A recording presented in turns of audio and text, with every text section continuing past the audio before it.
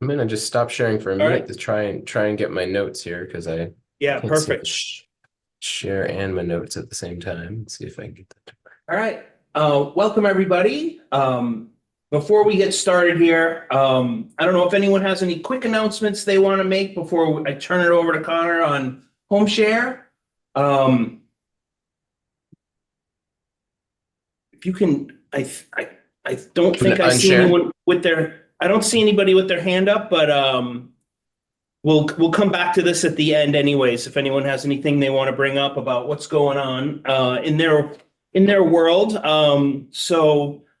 Welcome, Connor. Thank you for being here today, and I'm going to turn it over to you to get started. So thank you. Yeah, thank you, Dan. Thank you for the invite and for all the support that we've gotten over the years. I am willing to wager a lot of you have heard of what we do here, just looking around the room a little bit, but I thought I would go through and kind of offer a refresher for those um, who know us and know just an update of what we're up to now. And for those who have never heard of us, this is going to be a great opportunity to learn something new that's going on, oftentimes in your backyard. So we are HomeShare Vermont. We are a matching and screening service for folks with extra space in their homes and folks who are looking for affordable housing. So this program has been going for just over 40 years. We're pretty confident in the model and its success, and you'll see some data about that a little bit later on. I should note that our originations and our DNA has been about serving older Vermonters, but we are one of the few home share organizations that does not have an age restriction. So you're going to hear some stories today about folks who sort of fit the traditional mold that we've designed the program for, but also some folks who are pushing the mold a little bit. So that's all good. That all works, and I think it all serves the same purpose. So we'll get into that. So we are currently serving 8 counties in Vermont, and we're being a little conservative there because we are technically dipping into 2 counties in the Northeast Kingdom via Hardwick, Craftsbury, and Greensboro. But we're not ready to call those full county coverage because we're just, as I said, doing a bit of a test balloon up there. This expansion that we've made recently down into Windsor County was made possible through an increased investment from Dale. So we're really grateful for that, and we're starting to see dividends there. We learned a lot in the first quarter or two about how much time it takes to spread the word about home sharing and work with folks to understand what the model is. So we're going to talk a little bit about that in a few minutes. But I wanted to give you a sense of where we are in the state. Just because we're not everywhere doesn't mean we're not interested in eventually being everywhere. That is our goal. So we are taking steps to try and make those changes and get ourselves to a capacity that we can sort of offer throughout the state. So Deanna and I can answer questions about that as our expansion of to Windsor County was made possible through a partnership with the Thompson Senior Center. So we can talk a little more about that if folks want to get into the minutia of that later. But I want to talk a little bit about the model and what we do here. So basically, this is what we do for home sharing. We provide all these benefits to folks who take us up on the offer. So folks who are living with extra space get more access to extra income in the form of rent if they want it or need it. And oftentimes they'll get help around the home. And we'll talk about what that exactly looks like. This, by virtue of this, is often folks who are living on their own, who are now all of a sudden have someone that they are talking to on a regular basis. And it certainly helps people with that peace of mind feeling when they're living at home on their own. So we know the health outcomes from aging in place in a healthy way, in a safe way, are myriad, right? And so this helps that process in a way that is pretty supportive. The other thing that's very exciting about it is it's affordable housing without building affordable housing. So for the legislators in the House, that we know what that price tag is and the difficulty and the zoning and all that. That's not to say we shouldn't do that at all, but it does provide a way to use existing housing stock and sometimes let that housing stock be maintained at maybe a higher level than it would have been otherwise, because there's another set of hands in the House with maybe more energy and interest and time to be doing that. And of course, yes, it provides affordable housing. So Let's talk a little bit about how our process works. So typically how this will work is someone will fill out an application. So if that's a host, they're going to fill out an application that's specifically for hosts. They will tell us all kinds of information about themselves, their background. They'll fill out a bunch of reference forms so that we can call references. And we get the application in through our online portal or on paper. We can take them on paper as well. And then we do an immediate sort of public record background check for everyone. Hosts, guests, everyone going in gets an initial sort of round of background checks. And then we'll do reference checks as well. So generally it's 3 to 4 reference checks. After we pass through that first sort of level, then we do an interview. And so our case managers will meet with any applicants in person. When it's a home share host, they will meet at the home if possible.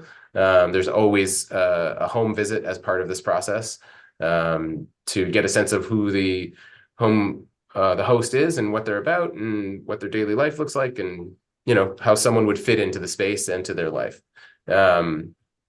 Once we've done that interview process, there is another actual round of background checks that is the more standard sort of what we would expect, sort of where you have to sign a release and do those. So there's 3 more of those. At which point we get into a spot where we're ready to say, okay, you're in our applicant pool. Let's see if there's a match. So at that point, our case managers will sit down and look at their list of applicants who are guests and see if there's a good match with a host. So things they're looking for are maybe shared background in terms of, profession or interests, or maybe they both, moved here from Ohio. It can be a variety of things. Anything that's different about a person, we can find ways to make some commonality there. Interest in certain kinds of sports, interest in certain pastimes, all those kinds of things sometimes add up to a great match. And so we're gathering all that information, and then we're kind of using some match piece there. The other thing I'll say too is there is a little bit of special secret sauce there in that case managers who've been doing this for quite some time, like Amy, who's been doing it for, I think, 14 years here, they just get really good at this. It's not unlike the Indian matchmaker show, where you see someone who's just really good at their craft. And so Amy has that skills, and so do a lot of our case managers. So there's a part of that goes on. If that feels like a good fit for both parties, then there's a trial period of 2 weeks. So the host and guest will agree on when that 2 weeks is. The host will, make sure that the space is ready for the guest. The guest packs a bag, but doesn't leave their lease or anything like that. They pack a bag, they stay for 2 weeks, they try it on, they see how it goes. At any point in that 2 weeks, if red flags are flying or things are not feeling right, or for whatever reason it doesn't feel like a good fit, either party can just raise up their hand and say, this isn't working. And then our case managers will facilitate sort of an exit from that. But at the end of the 2 weeks, if all is well and everyone's happy and everything's going well, then we will enshrine our match agreement, which they will have already seen leading up to this. But the match agreement is really, the rules of the house, the details about how service is going to work, or hours or chores or whatever you want to call it. And also just sort of, rules of the house is the only way, really the best way to put it, I'd say. So that everyone knows what's going on. There's the same page, there's an understanding in black and white. Here's what we do. We often have seen folks put it on the fridge, for a reminder at the beginning. That doesn't need to happen, but sometimes it does, depending on how specific the needs are. And we'll talk about what those different facets are in a minute. And then the last piece of the process is just the ongoing support. So our case managers don't just set it and forget it. They will help you get set up with a match agreement, and then they're checking in. So oftentimes after that, during that trial period, there's at least one check-in, maybe more than one. At the end, certainly they're enshrining the match agreement together. There's a check-in moment there. And then afterwards, they're checking in periodically. So maybe it's once a week at the beginning, maybe it's once every 2 weeks, and then that'll move into maybe more once a month. And then after we're told, listen, you don't need to keep calling us, we'll move that to once a quarter and then once a year. We've had some matches who've been going on for 12, 17 years. So they've stopped picking up the phone for us, but generally speaking, we can reach out to them via email or something to get if there's any information that they want to share, and they know that we're there for them if need be. So that's sort of how our process works. And I wanted to just sort of tell you some of the reasons why it's so helpful and why it's a good thing to look into, and maybe for your clients or for yourself or for someone you know, it's a really good opportunity. And basically it's just sort of, it's a safe, it's helpful, it's fun, it's easy, and it's really available to everyone.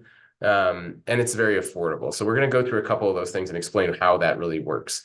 So in terms of safety, you heard me reference background checks. We do 6 background checks, 3 reference checks plus a landlord check. And then we've talked about that interview screening process and that introduction. And so, what we encourage people to do is be choosy, be really choosy, pick the person you want. Don't just because we've brought someone to you, that might not feel like the right match to you.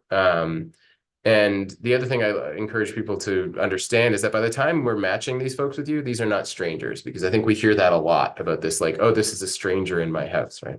And by the time we've gone through this whole vetting process, we've met them intensively, you've had the introduction and the interview and all that. This person doesn't really feel like a stranger at that point. And I think that's worth noting. And I'll just tell you a little story about the group that's pictured here. So this is a family in Addison County where the son and the mother lived together, and son traveled for work with some fair regularity and had started to notice that mom was having some memory issues, and it was starting to worry both of them really when he would go away for these week-long trips for work or what have you. And so they started to explore some options, and home share came up as an option. So they went through the process and they got themselves to the point where they were waiting for interviews and waiting for introductions. And so they were presented with 5 different candidates over the course of their matching period. And it really was 6 times the charm. They were very choosy about who they wanted. They said, no, not this person, no, that person. They were really just very, intentional about who they wanted to live with. And then this young man walked into their life and happened to be a teacher at the local school. Mom is a retired teacher. And so they got on like a house on fire right away and started trading stories about teaching and little hacks here and there. And this was incredibly validating. Mom really enjoyed having, being a mentor to this younger person. There was no worry about when her son went away. There was always someone there. There was a presence just in case. And, the young man brings some friends by every once in a while. And so his host gets a chance to interact with a variety of different people. And so really, gets some socialization that she might not otherwise have gotten an opportunity to have, or it would be harder for her to have, let's say, right in her home. She doesn't have to worry about traveling somewhere or making a meeting or anything to get this socialization. She's interacting in sort of a more natural way in her home. So that's worked out really well for them. And it gives you a sense of what we mean when we say be choosy. We really do mean it. A better match is worth waiting for. The other piece we always refer to it as is very helpful. Our guests provide a lot of different service. Like I said, it's an average of 7.5 hours per week. The kinds of service that folks are taking advantage of or being offered, in the wintertime, we say shoveling. There's a lot of heads that nod, so in a couple of days, I would say shoveling if I was doing this presentation, but, yard work, transportation support, meal support, cleaning up around the house, some light house maintenance. There is there's a match in Weybridge, and the service is logging, because they're both into that, and the host always likes to log his property, and he's like a local wood bank, and so the wood always goes out to local folks who need it. He doesn't need it for himself, and once he gets his stocks stockpiled away. So the young man who moved in with him had a background in that and was interested in that, and so now the two of them go out logging, whereas before it was getting kind of dicey for him on his own. Now he's got another person there, eyes on the prize, and they're doing, it's the most home share Vermont thing I could think. It's terrific, and so they're helping their community with the wood bank, and they're both getting what they need out of it, and that's the service that he was wanting. The folks that are pictured here in this image are 2 veterans who came to us through the VA. Actually, one of them was discharged from hospital and had recently lost his vision. And his plan was to move in, and he thought he'd be fine, and then realized very quickly after a couple of days that he would not be fine. And so we were able to match him up with another veteran who was in transitional housing, and he provides meal support and transportation and just sort of a just in case presence, and helps him navigate his home. He has a background in like personal care, and he doesn't do personal care for his host because that's not part of our mandate, but he just has that background. So he knows, he knows what he's looking at when he's looking around the room and making sure that the home is safe. And so this is a real victory, and it's actually something that has spurred us on to do a lot more work within the VA. So we're starting to do more and more presentations since this has come out. I think we've had two or three matches or applications that have come through veterans who are looking and matching up with other veterans. So this is a really exciting sort of angle for us to be working with. And so the VA has been a terrific partner for us on that. The other thing that home sharing is fun. One of the services that folks can offer is companionship. And so that looks like a variety of different things, right? This match right here, I want to say they're in Essex, but I'm not exactly sure which town they're in. Their big socialization is every Monday night they go to bingo together. And the host, who is, I think, 92 years old, still drives her bright yellow VW Bug through town, and the two of them go off and they have a great old time playing bingo every Monday. The guest is helpful because she's cooking, I think, 4 or 5 meals a week.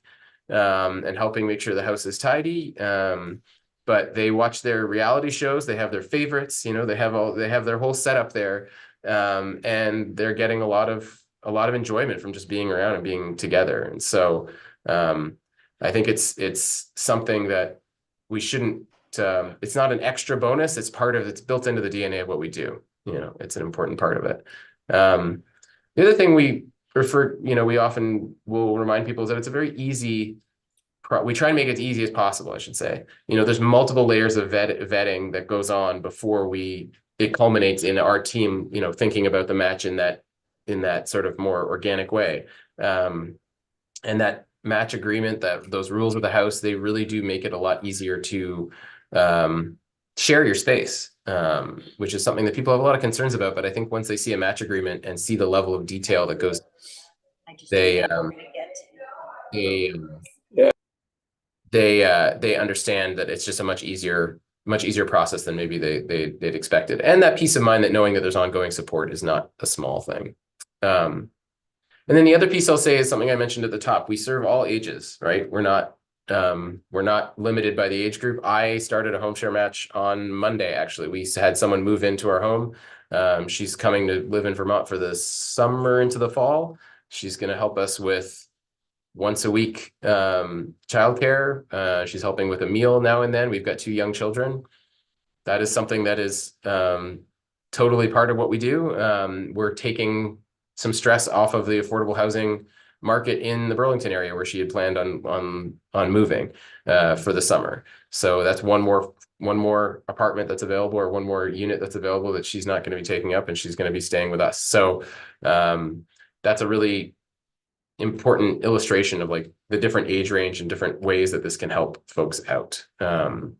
So that's just worth noting. And then the other piece is it's a very affordable structure. So we don't charge, we have a match fee that is a one-time fee that is a sliding scale based on your income. So there's no fee to apply to it with us. There's only a fee once you're matched. Once you're finished with your trial, there's a match fee that goes into effect. And it's, as I said, a sliding scale based on your income. This is not the fee that keeps the lights on for us. So we are not in a position where we are chasing that fee. We will waive it very frequently. And it's a one-time fee if you have multiple matches, which is pretty common.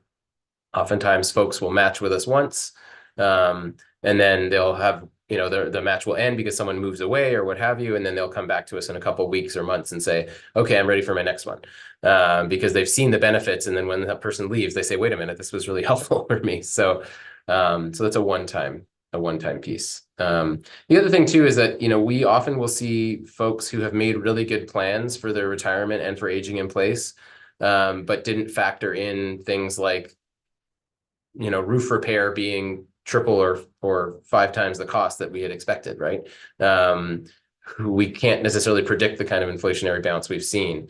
And so these are folks who made plans, are reasonably well off, but need that extra support. And so that extra income makes a big difference. And then we also see folks on the other side where this extra income is the difference between them being able to stay in their home and not. And so it's really a flexible program in that way. But the affordability is something that kind of carries on throughout. So we also do something called our annual outcome survey. So it's a results-based, I forget what the A is for that, analysis or accountability, results-based accountability-based model.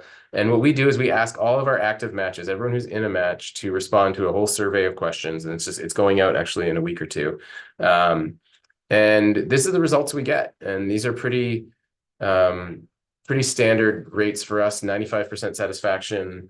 The things I find most intriguing are the feeling safer in the home, feeling less lonely, and feeling happier.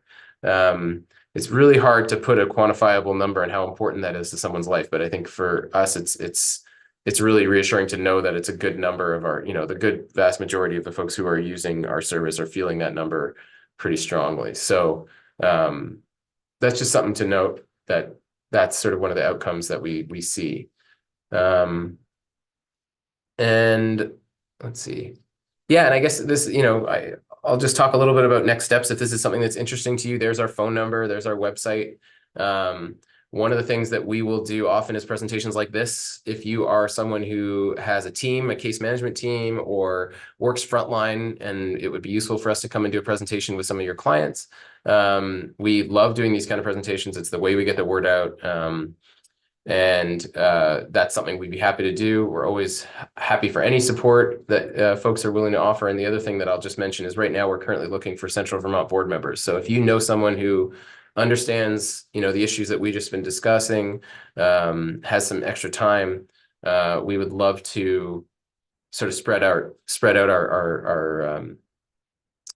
our network in Central Vermont as we expand sort of further south in the state. And we started up here in Chittenden, and so we're making moves. So we'd love to have some support from Central Vermont. So I would love to open up for any questions or comments if folks have any. I probably went a little faster than I expected there, but let me close my.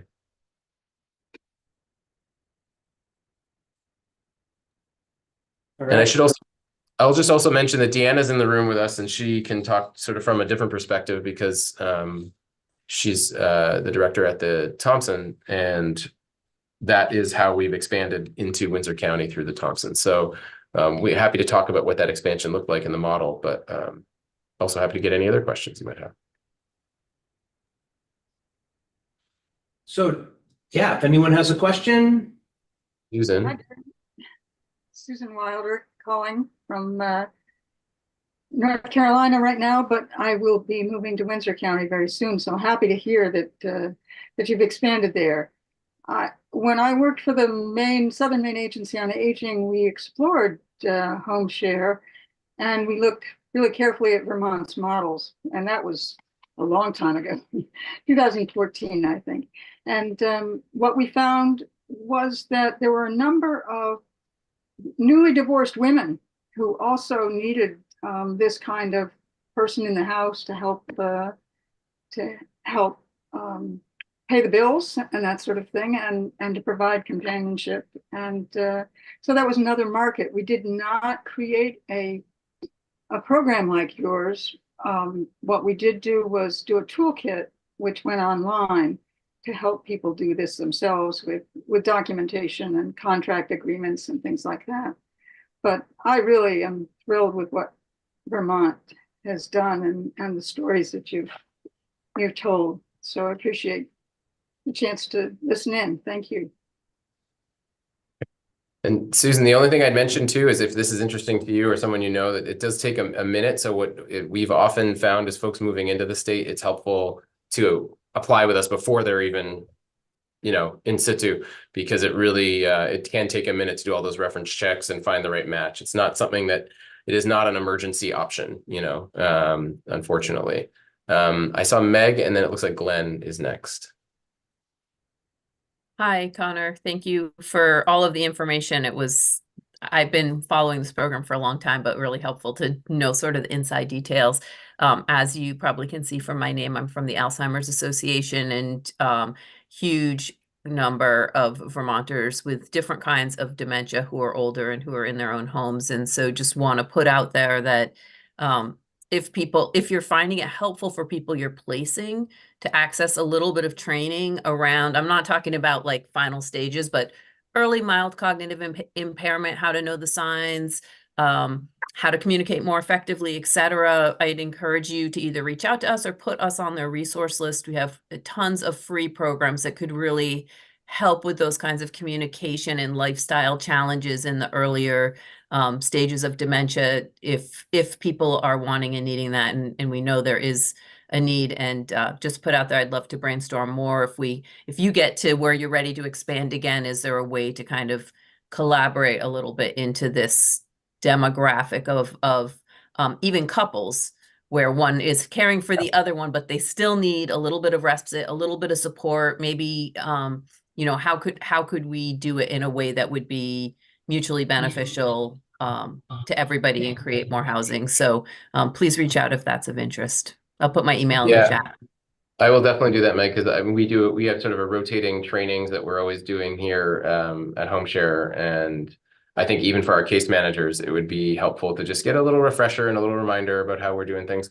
For example, there's been all kinds of conversations about power of attorney conversations and who's helping set up, because we often will get a call from a son or a daughter that's interested in this, and so there's this moment of like, great, you're interested in it, but let's talk about the agency of the person who's living in the home, right? So there's there's lots to talk about. I don't want to get too into it now, but obviously interested.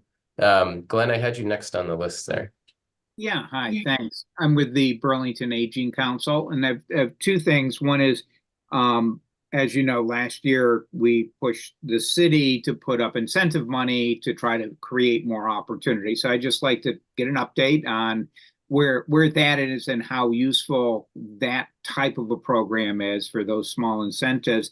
And the second I've just been curious about, and this is how in the housing agreement, or in the agreement, share agreement, you deal with this idea of exchange of services for rent or reduction of rent, and how or if that's ever run up against labor laws.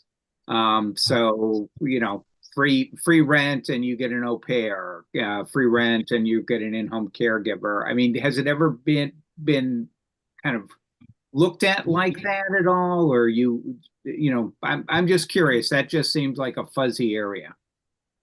Right. So I'll tackle the second one first. And I know that there was some interest or concern about that in the UK somewhat recently, I'd say in the last 3 years.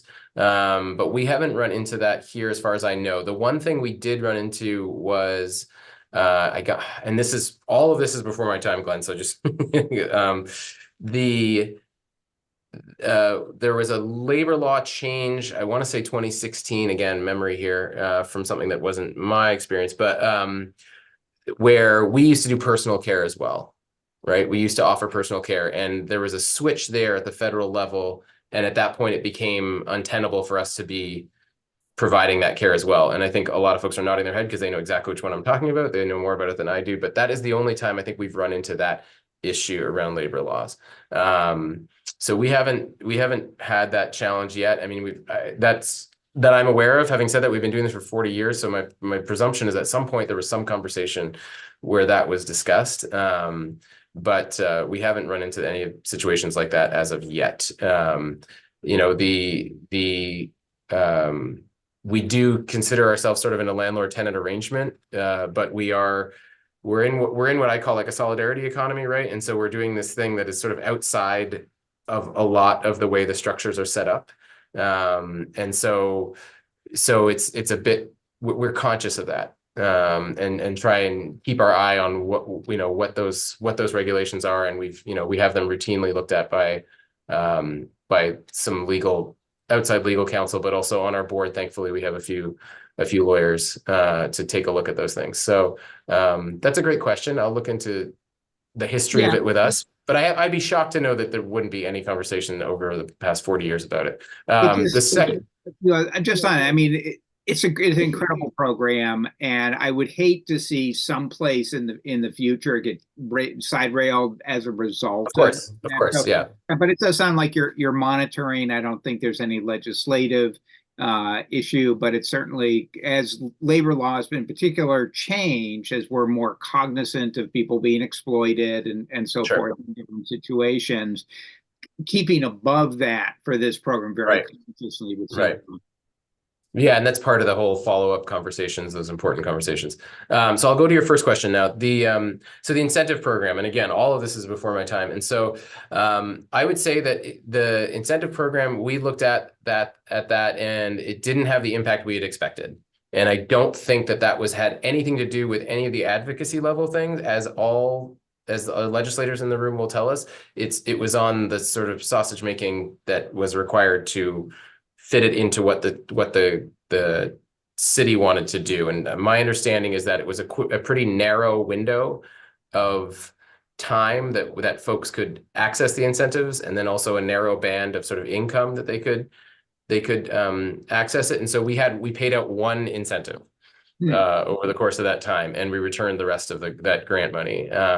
So Kirby is my predecessor, obviously, and sort of, has been doing this for 23 years, is sort of a legend in the area. She had said that it was a great idea and they would love to have tried it again, but the fact that it was a very short window, when you're trying to get people to understand tax incentive and things like tax incentives, even though it wasn't a tax incentive, technically it was a full-on cash payout.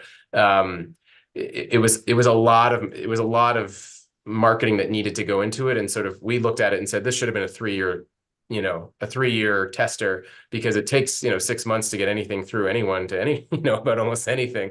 And so even if it does have the words $500 on it, so I think if we were going to take a second pass at that, I'd love to take a meeting about that, but I think we'd need sort of a commitment from the city to say, okay, we're doing this for X amount of time, and that time frame can't be a year to 6 months, because it ended up, I think they planned on it being a year, but by the time it got to us and everything was sorted out, it was a 6-month window, and then it was this very so I think it was just sort of the Venn diagram just kind of kept getting smaller. So there is definitely discussion at the state level, or that's not true. There's a discussion internally to have a conversation at the state level around tax incentives and things like that. But this didn't seem like the year to be, peddling such an endeavor. And we'd also like to make sure we have it correct before we move on anything like that. So there's lots to talk about there, Glenn. But. Yeah, well, we're in the process, hopefully, of finalizing the plan for the city to move ahead. And right now, we do have this program in for the future.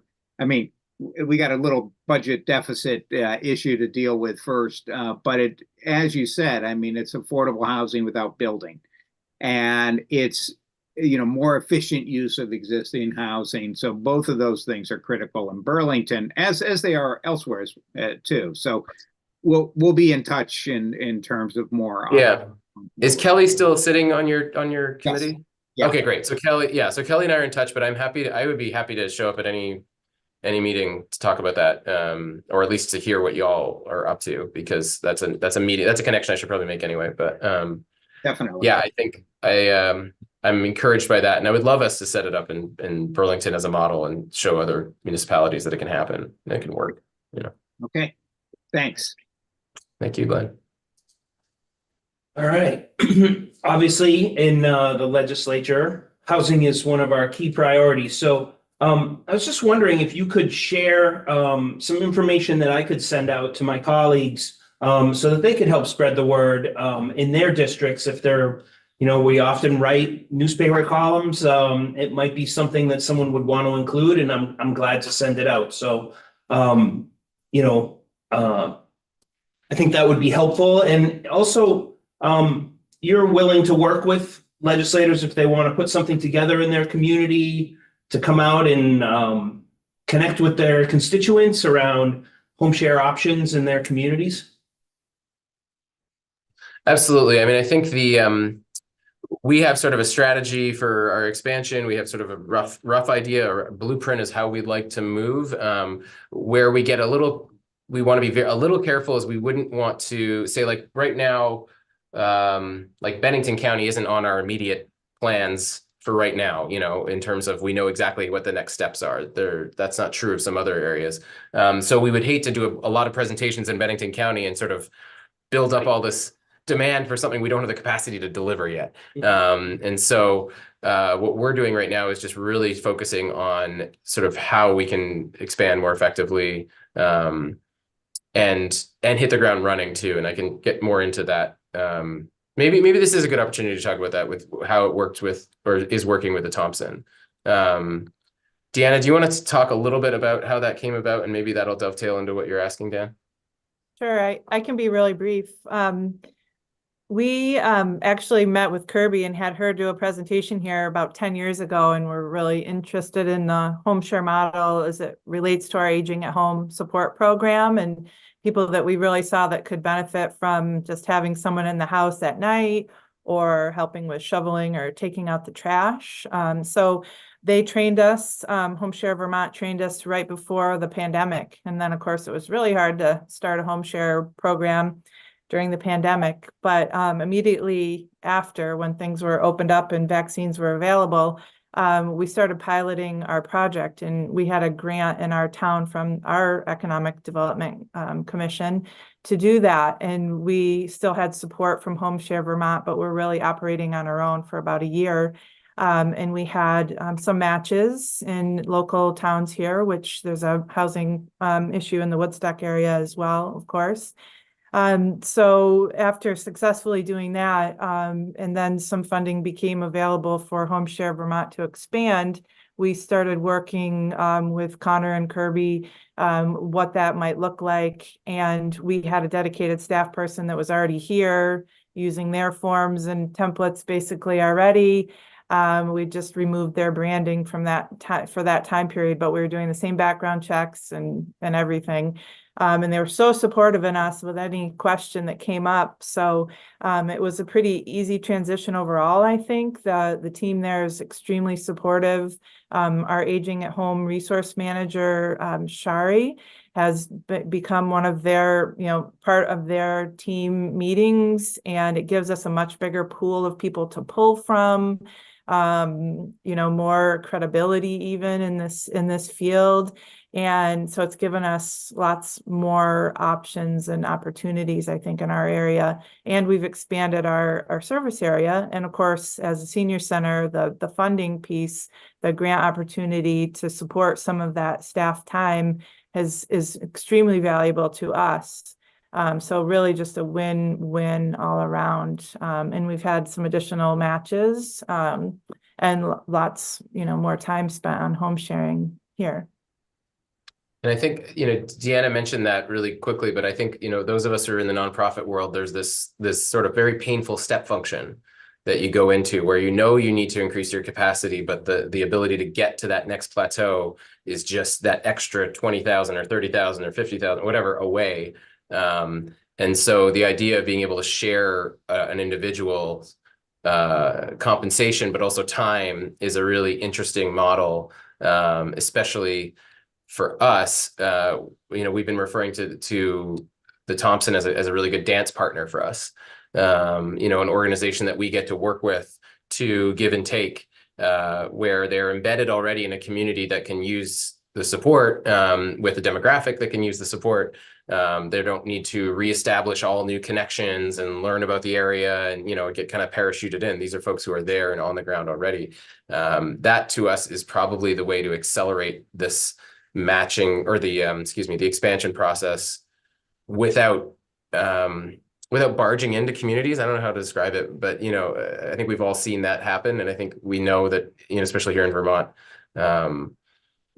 those relationships are critical. And so having an organization, a dance partner like Deanna and her team, just makes it much more fertile ground for expansion. It makes it much easier and faster.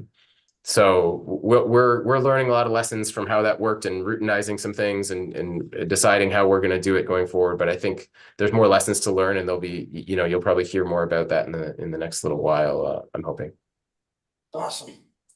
Thank you so much, Connor. I really appreciate you taking the time to talk about home share. It's a great program. I'm glad you were able to connect with us today.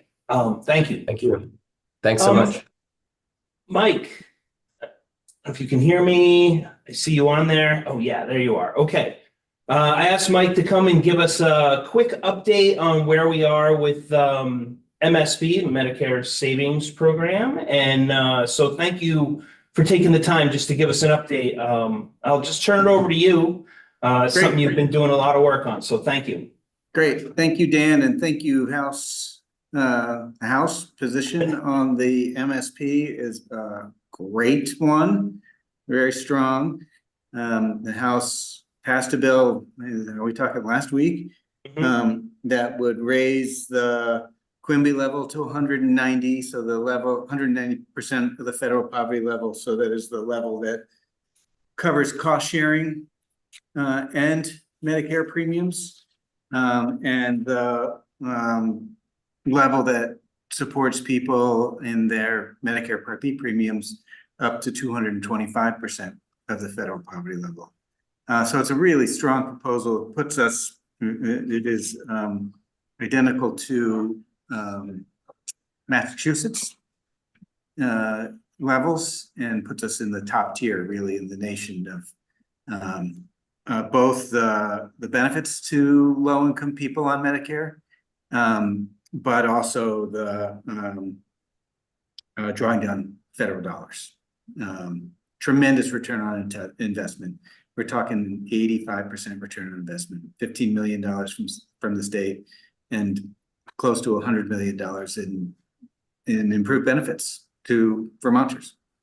So I think that's the very high level what the House did, and I think the ask I would have is, as we move into advocacy in the Senate, anything anybody here can do to help sort of advance the buzz that low-income seniors and people who are on Medicare due to a disability really need the support, and they've been left behind in our considerations of healthcare in recent years and health access, and sort of supporting the buzz that it's time to do something about this. It's time to address this population. Of course, my main concern is that the Senate will trim it, attempt to save some money, will save some money, and reduce the benefit to Vermonters. So I guess for me, it's a bit of an all hands on deck. Anything anybody here can do to talk to their senator to support the House position.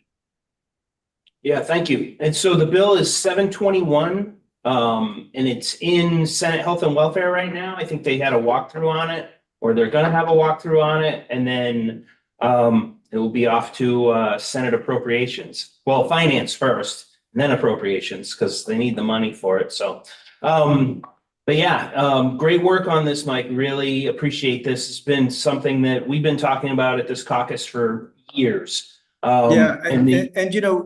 Dan, to respond to the specific, yes, it is those committees, first House, Senate Health and Welfare, then to Senate Finance, then to Senate Appropriations, but I think it's all senators. Yes. Priority of the senators in those rooms, but I think it's all senators who, they need to hear about it. Mm-hmm. And you've got some talking points that if anyone's interested, they could reach out to you to get whatever they need for talking points. Yeah. I know you've been very organized about that, and some good information. So thank you for all your work here. Dan, why don't I just do one of them it'll just take me a minute to say, just the new population of Vermonters who will get their Part B premiums paid for, $2,096 each for, over 19,000 Vermonters. is for over $40 million into low-income seniors' pockets. And that one alone is just such a strong deliverable. I think that just wanted to say that one out loud. I don't know of another proposal this year that puts so much money into such a needy group of Vermonters' pockets to help them do everything from put food on the table to, anything they need to do. Mm-hmm. Absolutely. So thank you for your work on that. And Thank you, Dan. hopefully we can move it along a little bit further. So thanks. All right. Anyone else have anything they want to bring up before we break for this week? Okay. Well, thanks for being here, and we'll see you all next week. I'm actually working on some stuff around the Vermont Food Bank and nutrition, so I'll be on some of our agenda for next week, I believe, but still working on that. So, all right. Thanks for being here, and we'll see y'all next week. Have a good one.